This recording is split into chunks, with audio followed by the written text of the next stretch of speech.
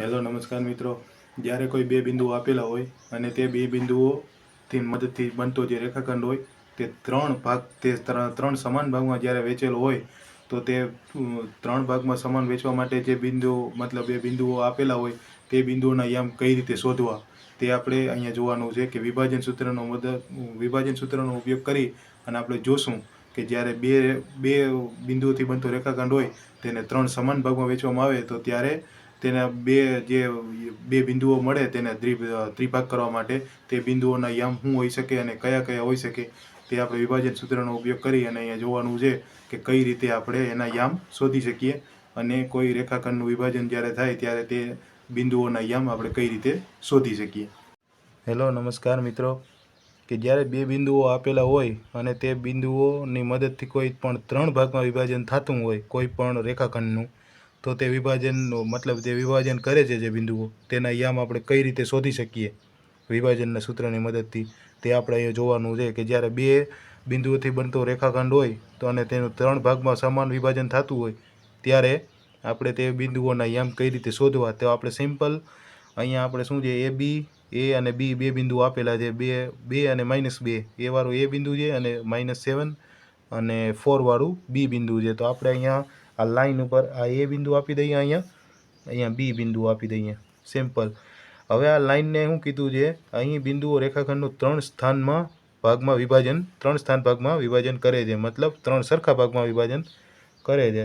તો સિમ્પલ એક અહીંયા આપી દો, એક અહીંયા આપી દો તો 1 2 3 આ થઈ ગયા।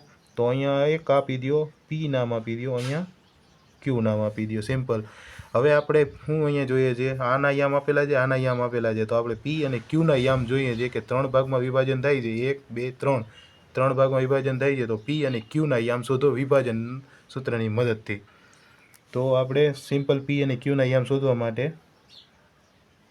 ધારો કે પી અને ક્યુ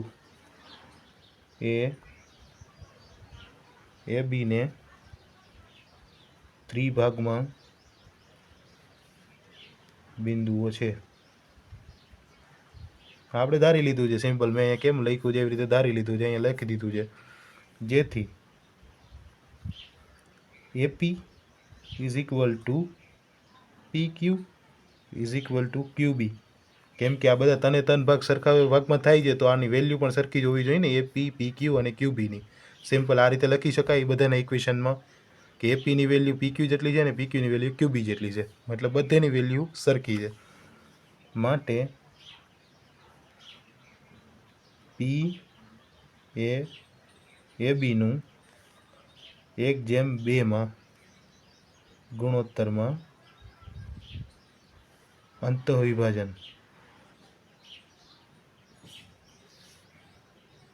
કરે છે। આથી વિભાજન સૂત્રનો ઉપયોગ બિંદુ પીના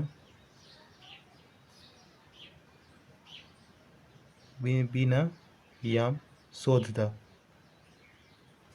હવે સિમ્પલ આ પી વાળું બિંદુ છે તો એ એ બીનું 1/2 ગુણોત્તરમાં વિભાજન કરશે કેમ કે તમને જોઈને જ અહીંયા ખબર પડી જાય કે પી વાળું બિંદુ એક બાજુથી અહીંયા લ્યો તો આ એક બાજુ અને આ બે બાજુ તો 1/2 ગુણોત્તર થાય પી આગળથી। એવી રીતે સેમ તમે ક્યુનું પણ લઈ શકો પણ આપણે અહીંયા પહેલાં અહીંયા પી આપેલો છે તો આપણે પીનું લઈએ છીએ બરોબર છે। તો આપણે એના યામ શોધવા હોય તો શું સિમ્પલ આપણે સૂત્ર તો ખબર જ છે M1 અને x2 વાળું અને અપોન M1 પ્લસ M2 વાળું। તો સિમ્પલ અહીંયા શું છે આપેલું 1 માઇનસ ગુણોત્તર શું છે M1 મતલબ 1 અને x2 મતલબ -7। એવી જ રીતે અહીંયા 2 M2 2 અને x1 બરાબર 2 બરાબર છે અપોન M1 પ્લસ M2 એટલે M1 કેટલું છે 1 M2 2। એવી જ રીતે સિમ્પલ અહીંયા 1 અહીંયા 4 મતલબ y2। એવી જ રીતે અહીંયા 2 M2 અને y2 શું છે -2। અહીંયા M1 પ્લસ M2 મતલબ 1 પ્લસ 2 સિમ્પલ આ રીતે આવી જાય. તો અહીંયા શું છે -1 0. કેમ કે તમે આને સોલ્વ કરો ત્યારે આની વેલ્યુ કેટલી આવે -1 0. તમે સોલ્વ કરી લેજો -7 અહીંયા 4 બરાબર છે, અહીંયા 3 એટલે 3માંથી 4માંથી 7માંથી 4 જાય એટલે 3 3 ભાગ્યા 3 મતલબ -1 અને અહીંયા 4 અહીંયા -4 0 0ના છેદમાં 3 આવે કે 5 આવે કે 10 આવે તો એ થાય 0 બરાબર છે. હવે Q એ ABનું 2:1 ગુણોત્તરમાં અંતઃવિભાજન કરે માટે Qના યામ. સિમ્પલ આપણે જેવી રીતે પહેલાં Pના યામ શોધ્યા હતા એવી રીતે Qના યામ શોધીએ. સિમ્પલ બરાબર છે. કેમ કે ત્યારે એક રેશિયો શું હતો 1:2નો, તો અહીંયા થાય રેશિયો 2:1નો. કેમ કે આ બાજુ 2 ભાગ થઈ જશે, આ બાજુ 1 ભાગ રહેશે એટલે 2:1નો રેશિયો થાય.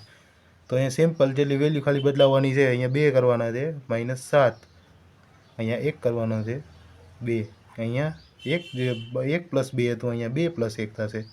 એવી જ રીતે સિમ્પલ 2 અહીંયા ગુણ્યા 4, અહીંયા 1 અહીંયા ગુણ્યા -2, અહીંયા 2 + 1. તો આનો તમે સોલ્વ કરશો જ્યારે તમે, તો આની વેલ્યુ શું આવશે 14, -14 + 3 એટલે વાત થાય -14. અહીંયા શું થાય -7 ગુણ્યા 2 મતલબ 14, 14 અહીંયા 2 એટલે વધશે 12, 12 ભાગ્યા 3 એટલે -4. સિમ્પલ એવી જ રીતે 2 ચોક 8 અને 8માંથી 2 ગયા એટલે 6, 6 ભાગ્યા 3 એટલે વધશે 2. તો આ આપણે Qના યામ મળી ગયા 2:1ના ગુણોત્તરમાં. આથી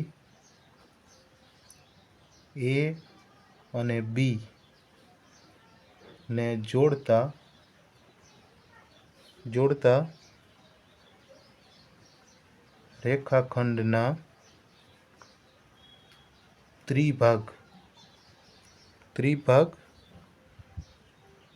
બિંદુઓના યામ -1 0 અને -4 2 થાય. તો સિમ્પલ આપણે જ્યારે વિભાજન સૂત્રનો ઉપયોગ કરી અને જ્યારે કોઈ શોધવાનું કહે કે 2 બિંદુઓ આપેલા છે અને તે સમાન ભાગમાં વિભાજન કરે છે, તો તે બિંદુઓના યામ કઈ રીતે શોધી શકીએ આપણે વિભાજન સૂત્રની મદદથી. તો આપણે સિમ્પલ વિભાજન સૂત્રનો ઉપયોગ કરી અને તે બિંદુઓના યામ આપણે શોધ્યા છે કે કઈ રીતે તે સમપ્રમાણમાં કોઈ પણ રેખાખંડનું વિભાજન કરે છે.